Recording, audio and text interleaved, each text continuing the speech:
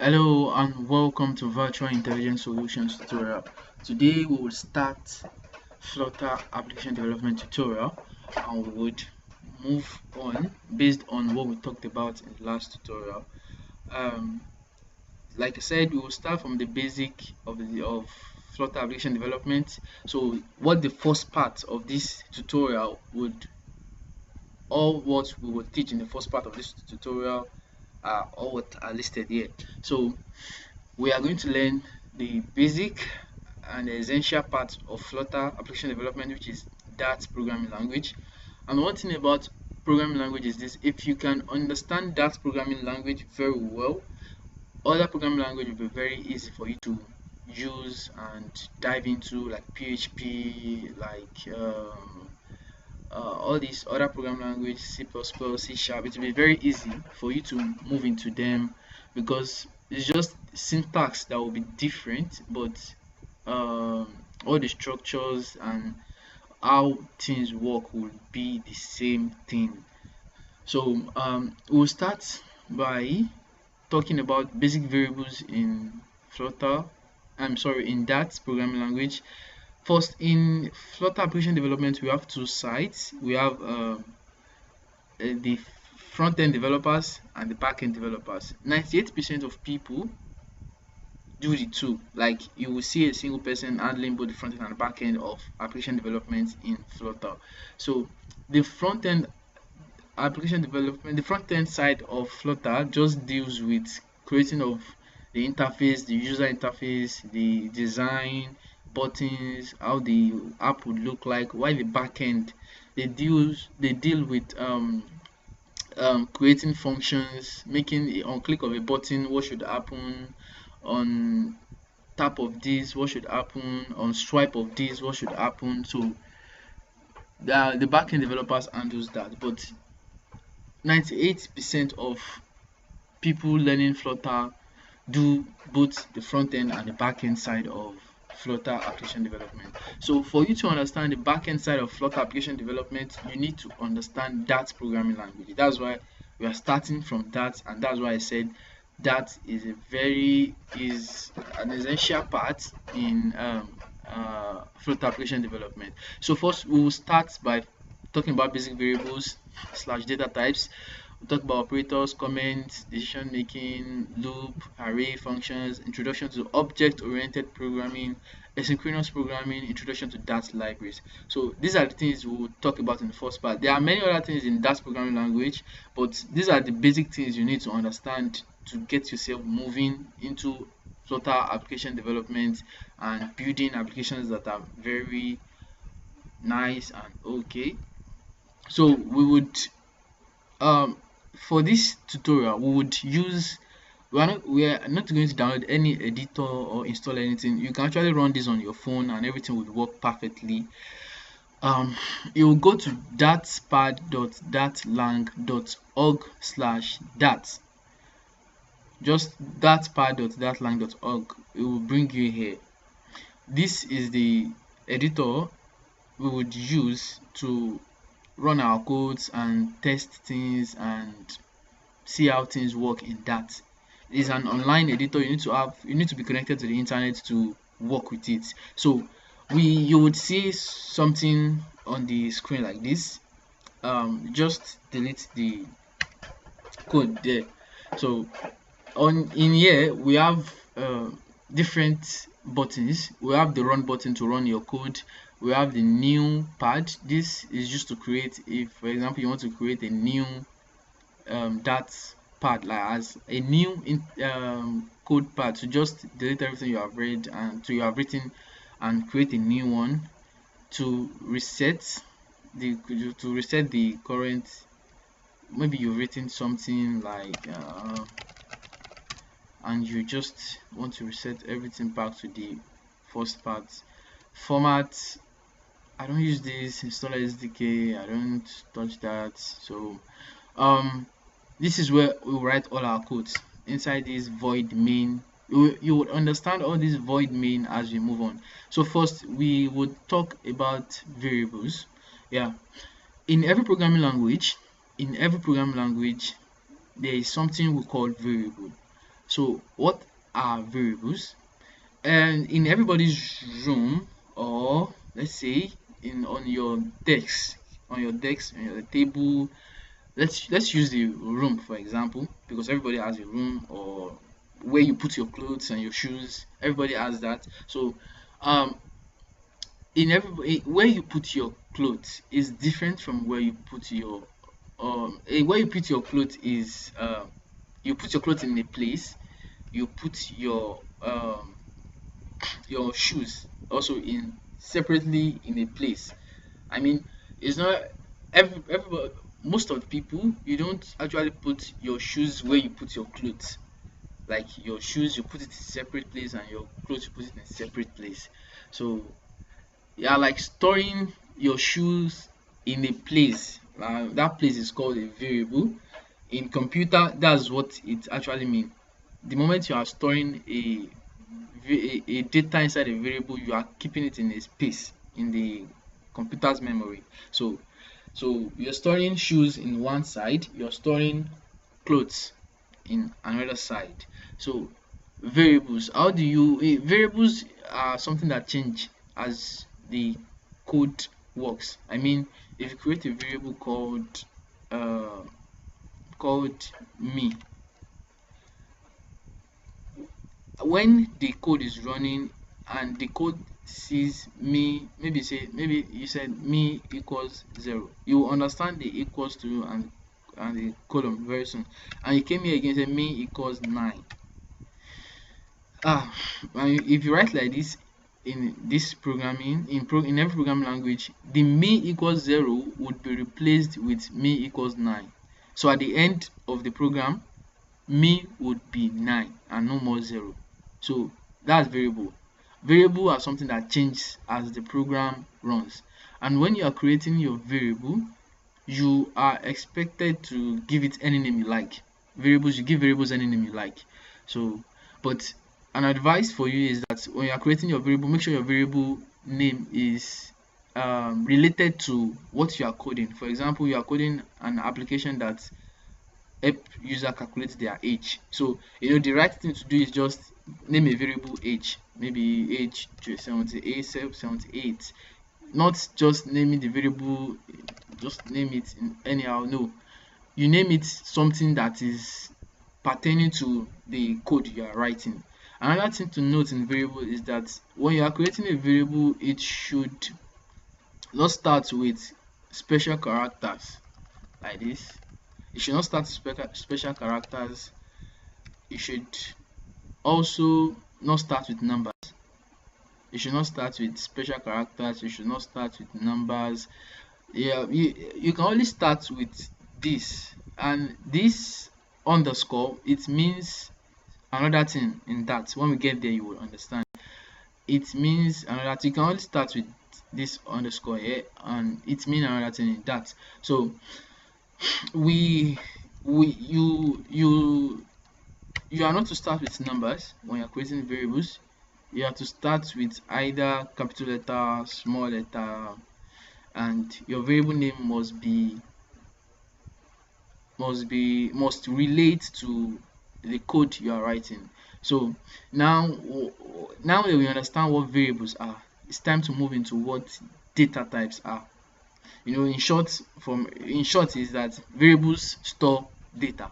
That's just what variables are. So now we're moving to data types. What are data types? Data types are the sections, like different type of data in computer.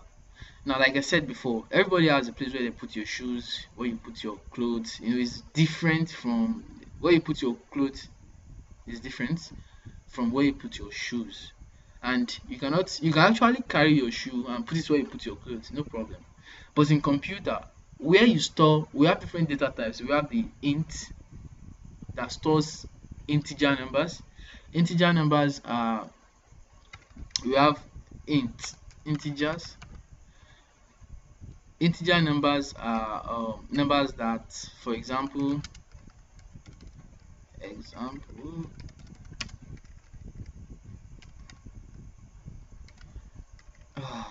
for example, we have the 2, 3, 4, anything that is just from 0 to infinity, but it is just 1, 2, 3. There's no decimal points. That's just it in short.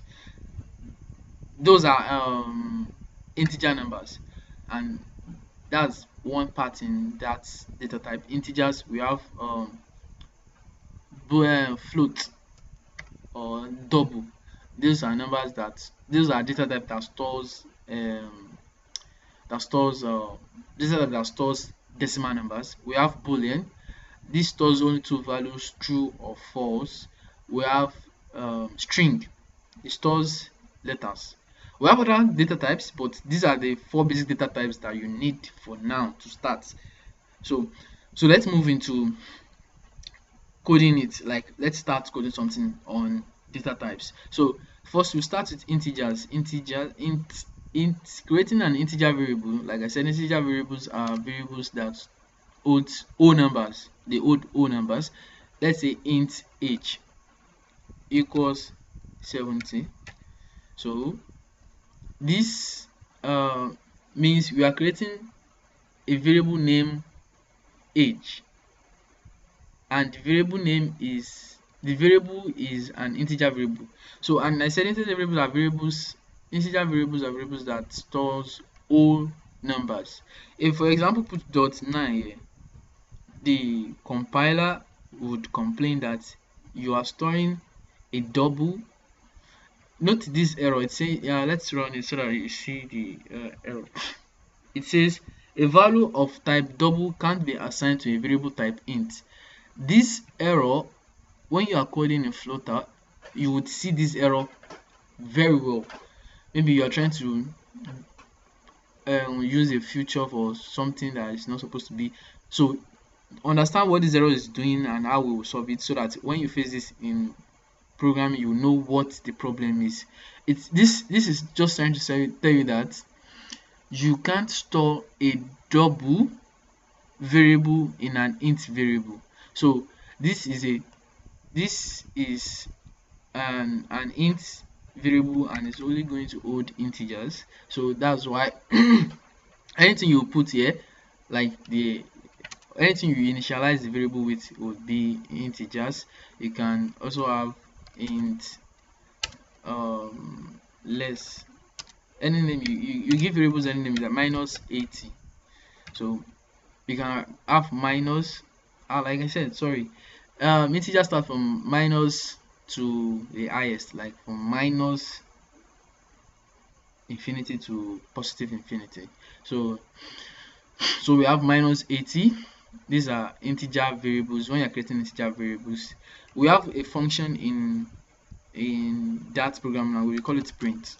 This is just to print something to the screen. So we will talk about functions when we move on. Let's just print out age. Let's print out age. We have print. It's going to print out age as 70. It's loading. Yeah, it's print out age as 70. Like I was telling you before, that when you are coding in that, you can in variables are something that changes as program moves on. If you come down here, I say age equals 80. Anytime you are done with a statement in that programming language, you are to end the statement with semicolon. A statement means you are, for example, we are actually done here. We are not doing anything again. So we are moving to the next line. You have to put semicolon to tell the compiler that this part is done and we are moving to the next part. So like I said, variables are something that change as the program runs. So if you run this now, the compiler would change age 70 to 80. So that's what variables, that's one characteristic of a variable. And also, it's not a must to what we did here, they call it initialization. It's not a must to initialize a variable. And also, you can't come here again and write int age, because you've already declared age here, so there's no need they're declaring it again. So you can actually come here like this and write int age, comma, all the variables you want to use in the program, height, with all the variables you want to use, you can declare it like that. Then you start initializing it. This one is just you are just declaring the variable. You will see it in different places. Say you see it in different places whereby they will tell you you are declaring variables, and here you are initializing the variable. So age equals 80, height equals 90. End this with semicolon. So HEIGHT, yes. So, and you can print height.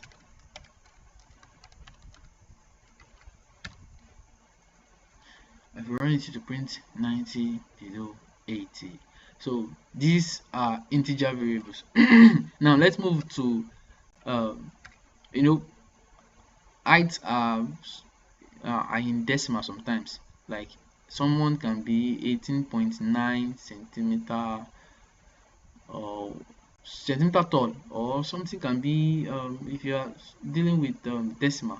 So that's where double comes in. If you are creating a variable that holds decimal numbers, a variable that would store numbers that have like points. Well, what I mean by decimal numbers are numbers like 4.5, 8.0, minus 9.2, anything that has dots are stored as double in the computer. So computer, like I said, when you are in your house, we have shoes, you have where you put your shoes, and you can actually carry your shoes into where you put your clothes.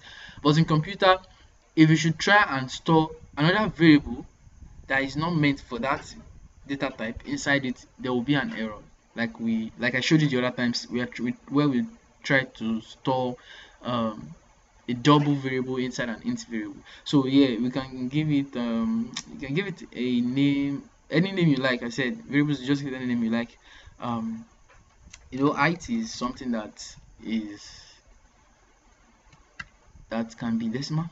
So height, so if you come here, height 90.8. you can also name many other variables on a straight line like this. Yes, no, me. You can name your variables like this on a straight line, also the same way we did for int. So we talk about height, then we print it out. It will print out 90.88. So you need to notice these two. One is used to store whole numbers, and the other is used to store decimal numbers. Decimal numbers are numbers with dots. So now we are moving to the next one. Cases whereby you want to store string, you want to store names. You want to store names, string. So let's say name. Yes.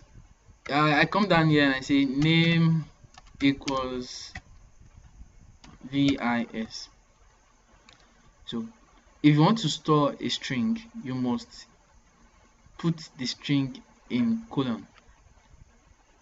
In apostrophe. Yes, maybe single apostrophe or double.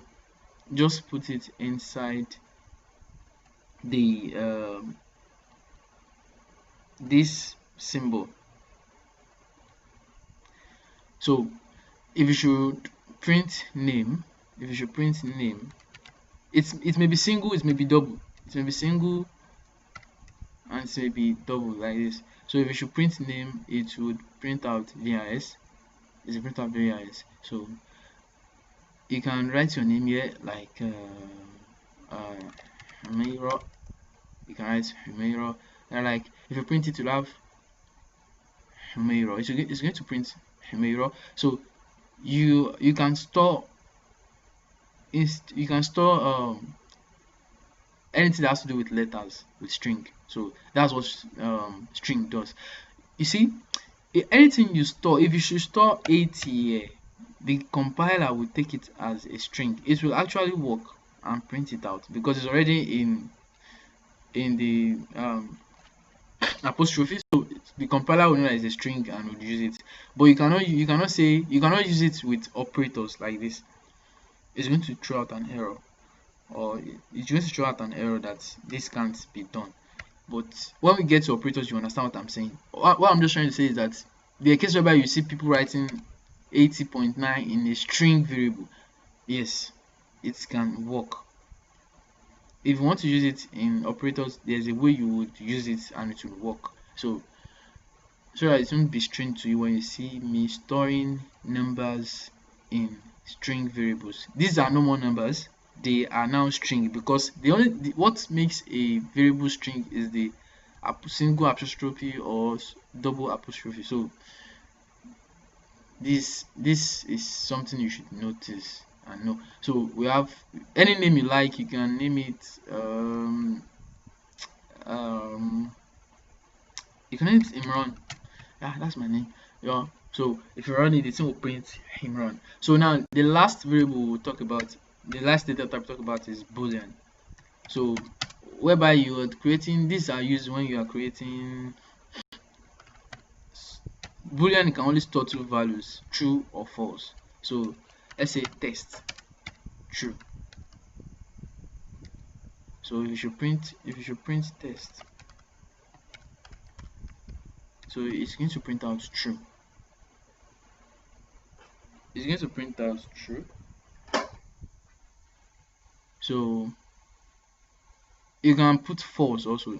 It's going Boolean variable can only store two variables, true or false. So these are the basic variable and basic data types you need to understand to start move. We have other data types. We'll move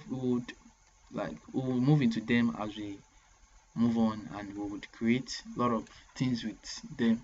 But these are the basic ones you need to understand and know how they work, how to store variable, how to store data in them, what you can store in them, what you cannot store in them, and so on like that. So we would end the first video here today, so that it will not be too long for you to watch and just understand. If you don't understand anything, just ask us in the comment below and we would definitely get back to you. You can actually click on the WhatsApp link and you would be chatting with us directly and we'll reply you. Add it to our groups, and if you are facing any problem, you can tell us. We would definitely get back to you. So thank you so much for watching and have a nice day.